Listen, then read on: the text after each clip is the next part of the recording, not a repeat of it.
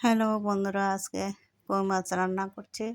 কই মাছগুলো ভালো করে কেটে ধুয়ে তারপর হলুদ লবণ মাখিয়ে ভেজে নিচ্ছি। আর এ পাশে ইলিশ মাছের মাথা ভেজে নিচ্ছি। দেখেন, কই মাছ ভাজা হয়ে গেছে। এবার কই মাছগুলো নামিয়ে নিচ্ছি।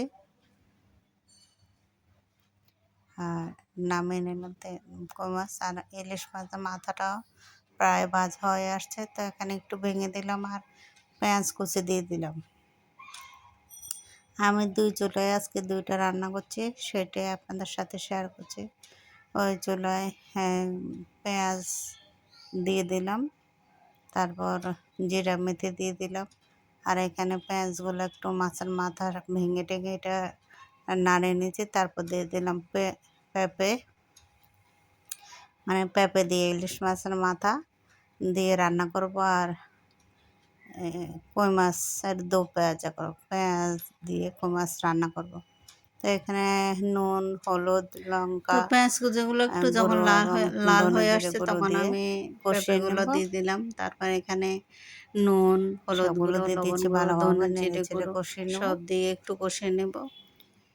ভালো করে নেড়ে চেড়ে একটু কষিয়ে নিতে হবে। তারপরে এখানে কিছুক্ষণ কষিয়ে নিয়ে এরপরে এখানে আমি ভেজে নেব। ঝোল দিয়ে দেব। এবার এখানে আর ওই পাশে আরেকটা চুলায় রান্না করছিলাম, নুন, পেঁয়াজ দিয়ে কই মাছ ভাজা, কই মাছ রান্না। কই মাছগুলো প্রথমে আমি ভেজে তুলে রেখেছি। তারপর মশলাটা যেন ভালোভাবে হয় সেজন্য একটু তেলে কষিয়ে নেব পানি দিলাম দিয়ে, নুন, ধনে গুঁড়ো, না হয় মশলা পুড়ে যাবে। জিরে গুঁড়ো, তারপর হলুদ, এখানে মরিচ সব দিয়ে আমি পেঁপেগুলো কিছুক্ষণ যখন কষিয়ে নেব। কষানো হয়ে গেছে তো একটু পরিমাণ পানি মতো দিতে ঝোল হবে। দিয়ে দিচ্ছি আর ঢাকনা দিয়ে পানি দিলাম। দিয়ে আর একটু এখানে আমি মশলাটা কষিয়ে একটু নেব। গরম মশলার গুঁড়ো দিয়ে দিচ্ছি। তো দেখেন দিয়ে দিচ্ছি সব মশলা। তারপর মাছগুলো দিয়ে দিলাম, দিয়ে এবার পরিমাণ মতো ঝোল দিয়ে দিব। কই মাছগুলো দিয়ে কিছুক্ষণ ফার্মের কই মাছ তো ঢেকে একটু রাখবো। পেঁয়াজে ভুনা তো করলে অল্প ভালো লাগে। আছে, ঝোল মানে বা মাঝারে বিভিন্ন আছে, কিছুক্ষণ তরকারি রান্না রান্না করব। করলে ভালো লাগে না। তারপর তো ঝোল ওই দেখেন কমলেই নামিয়ে পেঁপেতে ফেলবো। আমি দেখেন ঝোল দিয়ে হয়ে দিলাম। গেছে আমার কই মাছ। এবার একটু ঢেকে ঝোল রেখে ঝোল রান্না রেখেছি, করব।